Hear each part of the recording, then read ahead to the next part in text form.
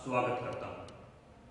हम कार्यक्रम रूबरू में जिस हस्ती से रूबरू होंगे वो है डॉक्टर ऋषिपाल बेदी। आप उन्हें जानते हैं, पहचानते हैं।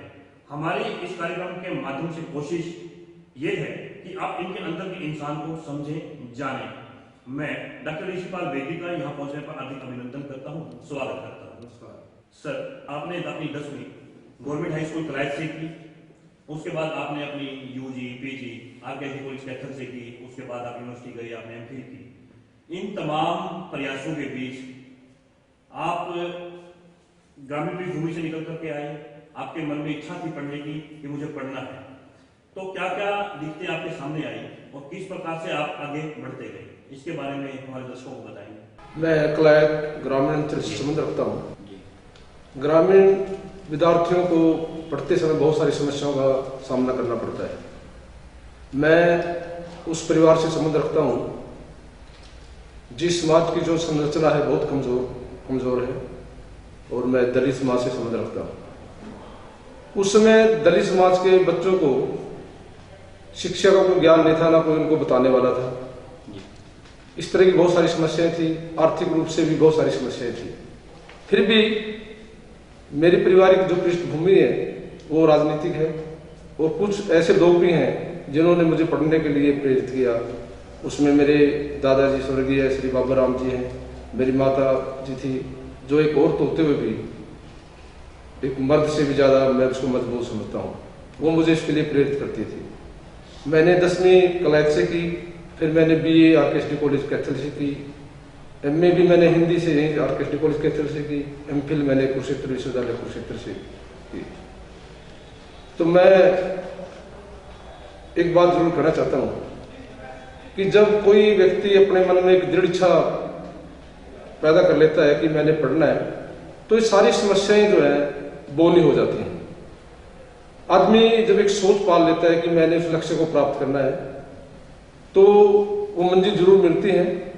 लेकिन मैं एक बात जरूर कहना चाहता हूँ कि ये छोटी छोटी समस्याएं हैं, आर्थिक रूप से ये आती हैं, शहरों में भी आती हैं। लेकिन जब आदमी एक रिस्पॉन्सिबिलिटी अपने अंदर धारण कर लेता है, एक लक्ष्य को मान लेता है, एक दृढ़ इच्छा पैदा कर लेता है, तो उसका जो व्यक्तित्व है व्यक्ति का, वो और भी ज्यादा निखरता चला जाता है। तो इसलिए मैं और सभी विद्यार्थियों को भी कहता हूँ कि ये समस्या सबके सामने आती हैं। अगर हम बार बार इन समस्याओं को दोहराते रहेंगे कि मेरे को पढ़ने के लिए मेरे पास पैसा नहीं है, बड़ा मकान नहीं है, रहने की व्यवस्था नहीं है, तो व्यक्ति आगे नहीं बढ़ सकता। हम बहुत सारे लोगों के उदाहरण देखते हैं। माननीय जो अभी बराक ओबामा जी अमेरिका के राष्ट्रपति रहे हैं, और अभी हमारे जो है राष्ट्रपति कलाम जो आज़ाद जी हैं, वो एक ऐसी पृष्ठभूमि से हैं जो उनके घर में रहने के लिए कुछ भी नहीं है, खाने के लिए कुछ भी नहीं है, फिर भी उसने हमारे देश का जो है नाम रोशन किया है। वो राष्ट्रपति के रूप में प्रसिद्धि उन्होंने प्राप्त की। ऋषिपाल जी, आपने बात की कि आपको प्रेरणा मिली अपने परिवार से, अपनी माता जी से। इसी प्रकार से कोई आपके टीचर भी रहे होंगे जिन्होंने आपको आगे बढ़ने के लिए प्रेरित किया होगा, रास्ता बताया होगा कि अब आप ये कीजिए, तो आप उनके बारे में बताना चाहेंगे। श्री ओम प्रकाश जी व्यास हमारे टीचर रहे हैं। मुझे इस बात को कहने में कोई अफसोस भी नहीं है कि मुझे स्कूल से बहुत डर लगता था। तो आसपास के जो लोग थे मुझे कहते थे कि आप स्कूल में क्यों नहीं जाते, क्योंकि हमारा जो प्रवेश था वो इस प्रकार का था कि आसपास के बच्चे को स्कूल जाता नहीं था, और हम खिड़की दरवाजों में जब टीचर को देखते थे तो उनको पीटते थे। हम भी डर जाते थे कि टीचर जो है बहुत मारते हैं। तो एक दिन मेरी माँ जो है, माननीय जो है श्री ओम प्रकाश जी व्यास, अब इस धरती पे नहीं रहे हैं, तो उनके पास लेकर के गई। तो वो कहने लगा कि तो इसकी उम्र बहुत ज्यादा बड़ी है, तो ये छोटे बच्चों में कैसे पढ़ेगा। तो मैंने उस दिन से दृढ़ निश्चय कर लिया कि मैं जरूर पढ़ूंगा।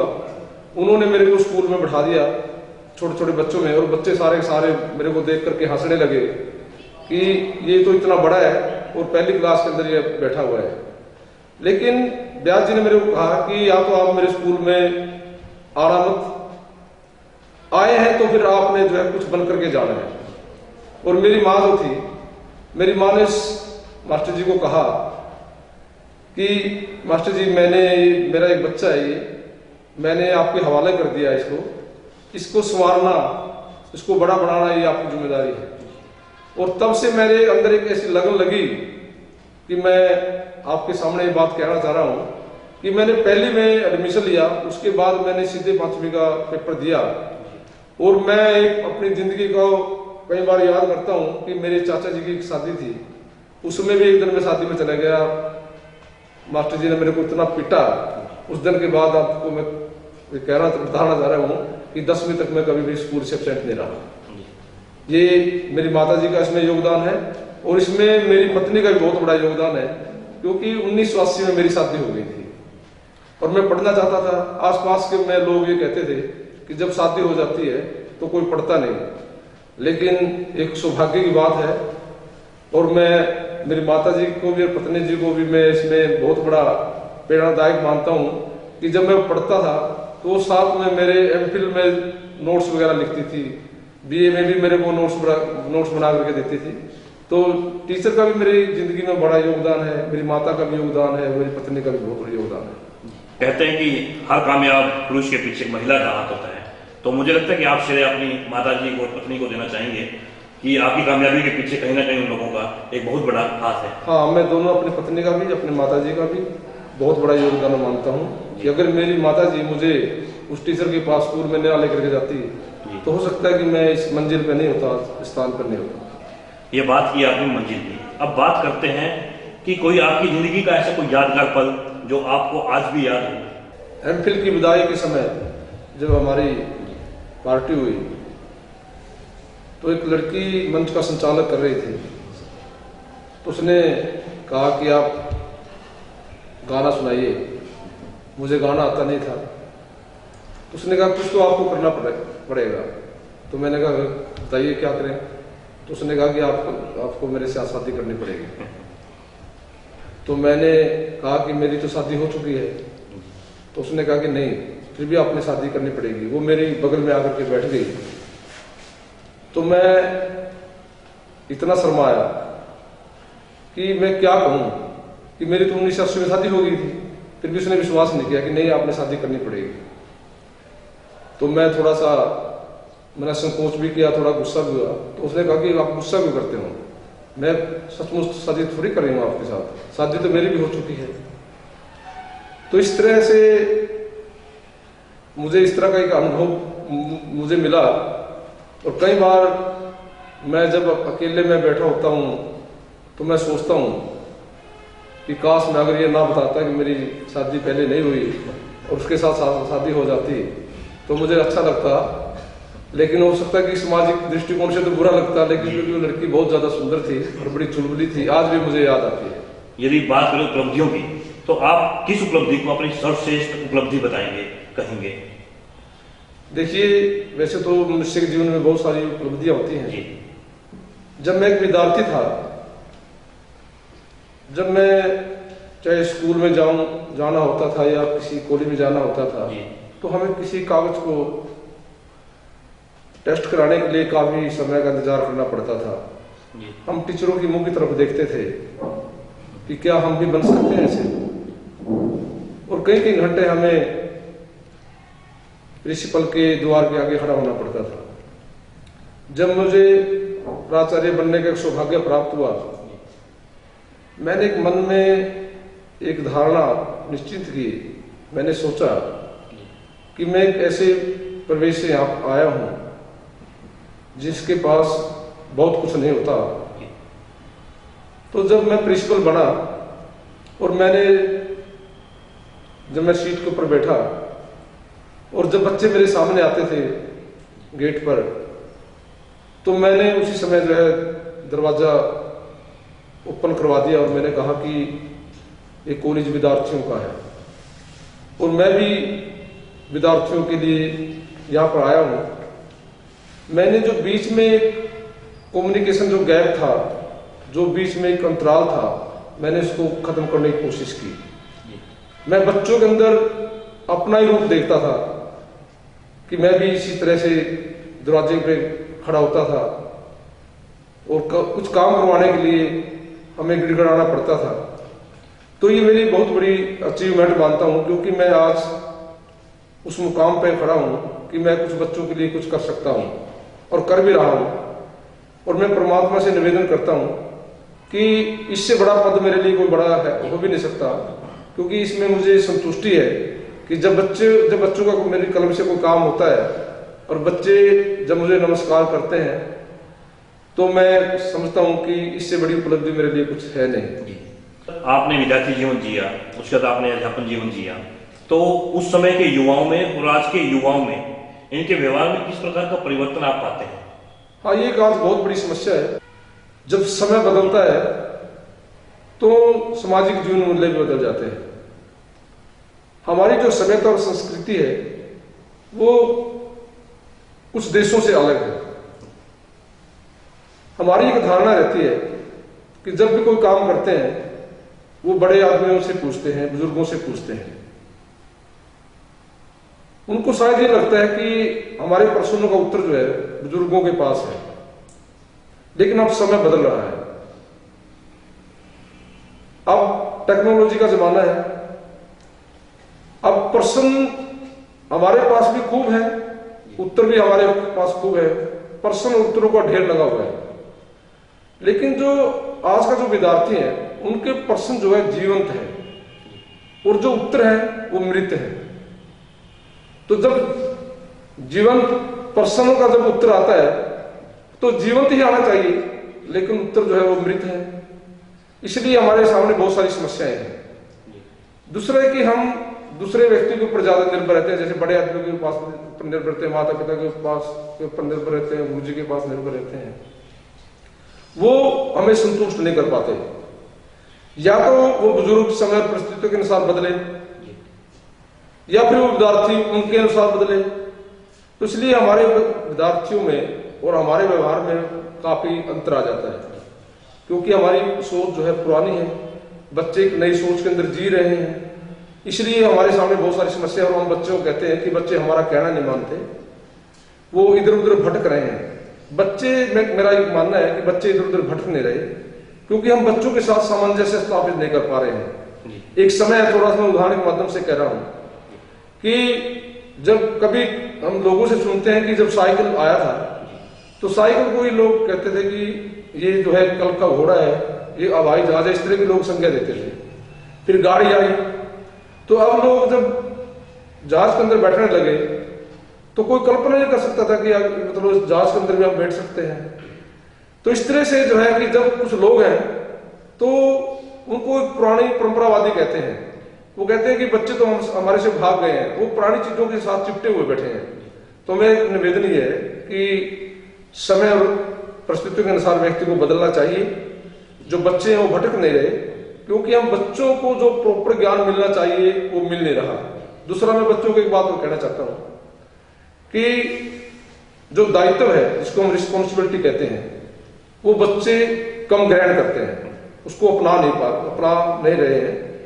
जब रिस्पॉन्सिबिलिटी ज्यादा हम अपनाएंगे, काम की जिम्मेदारी जब हम ज्यादा लेंगे तो बच्चे का व्यक्तित्व में निखार आता है और बच्चा और आगे बढ़ जाता है। तो इस तरह की जो समस्याएं हैं फिर वो अपने आप दूर हो जाती है। एक वो शेर है कि हजारों ख्वाहिशें ऐसी कि हर ख्वाहिश पे दम निकले, बहुत निकले मेरे अरमान फिर भी बहुत कम निकले। तो मैं आपसे पूछना चाहूंगा कि आपके जीवन की ऐसी कोई ख्वाहिश जिसे आप पूरा करना चाहते हैं? हाँ, मेरी जीवन की ख्वाहिश है कि जिस परिवार से मैं यहाँ तक मैं पहुंचा हूँ, उस परिवार के बहुत सारे ऐसे बच्चे हैं जो बहुत पीछे खड़े हैं। मैं अपने आप को एक सौभाग्य मानता हूँ, मेरा परिवार का भी, मेरे दोस्तों का भी, मेरे मित्रों का भी, गुरुजन का भी, जिन्होंने मुझे एक रास्ता दिया, उसमें रास्ते पर चल करके मैं यहाँ पर पहुंचा हूँ। और मेरी भी ख्वाहिश है कि मैं अपना जो है पितामह कहिए डॉक्टर भीमराव अंबेडकर को मानता हूँ। मैंने बहुत सारा साहित्य पढ़ा है, बहुत सारे साहित्य के अंदर कहीं नरक की बात मिलती है, कहीं स्वर्ग की बात मिलती है, लेकिन कोई ऐसा रास्ता नहीं दिखा सका कोई भी जिससे एक व्यक्ति का जीवन संवर जाए, व्यक्ति को मंजिल मिल जाए। डॉक्टर भीमराव अंबेडकर ने अपनी सोच से एक रास्ता दिया है वो शिक्षा का रास्ता दिया है कि जो शिक्षा है, शिक्षा से ही व्यक्ति अपने जीवन को संवारता है।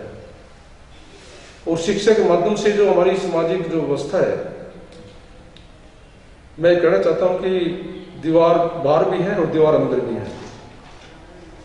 जब आदमी को ज्ञान हो जाता है, अच्छे संस्कार आदमी के अंदर पैदा हो जाते हैं, तो व्यक्ति जो अंदर की जो दीवार है उसको तोड़ देता है। वैसे दीवार को तोड़ना बड़ा मुश्किल की बात है, लेकिन फिर भी तोड़ देता है शिक्षा के माध्यम से। फिर जब वो दीवार टूट जाती है तो व्यक्ति को एक विकास का रास्ता मिल जाता है। व्यक्ति फिर बोना नहीं रहता, व्यक्ति बड़ा हो जाता है।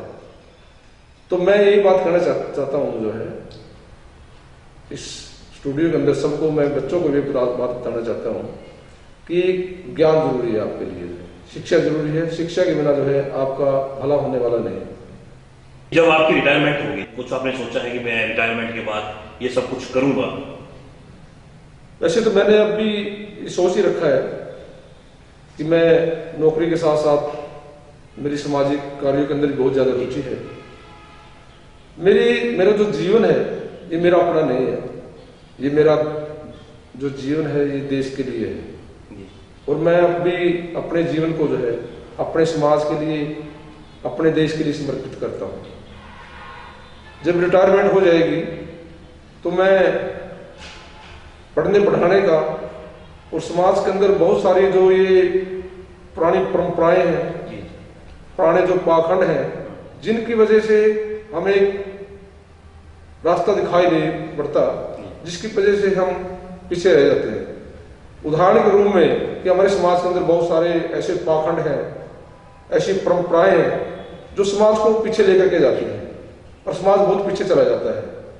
तो मैं कोशिश करूंगा कि मैंने जो इस नौकरी के दौरान जो कुछ प्राप्त किया है उसका कुछ हिस्सा मैं समाज में जाकर के शिक्षा के माध्यम से, ज्ञान के माध्यम से जाकर के उन लोगों को भी दूं, ताकि वो भी एक अच्छे व्यक्ति बने और समाज को कुछ दे सके। यही मेरे प्रयास रहे।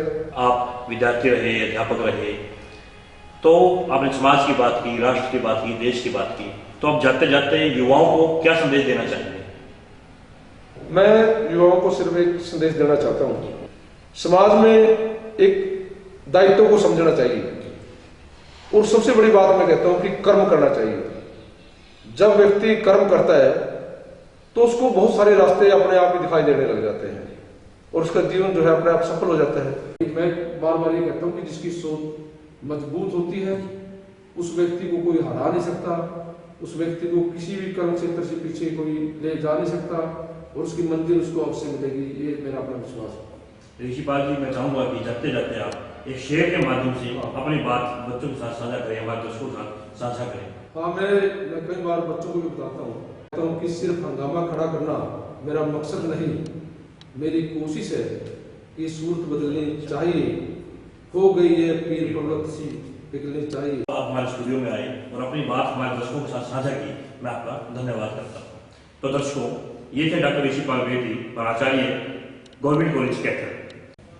अगली हस्ती से रूबरू होने के लिए देखते रहिए यूट्यूब पर हमारा channel doctor BR Ambedkar government college Kaithal.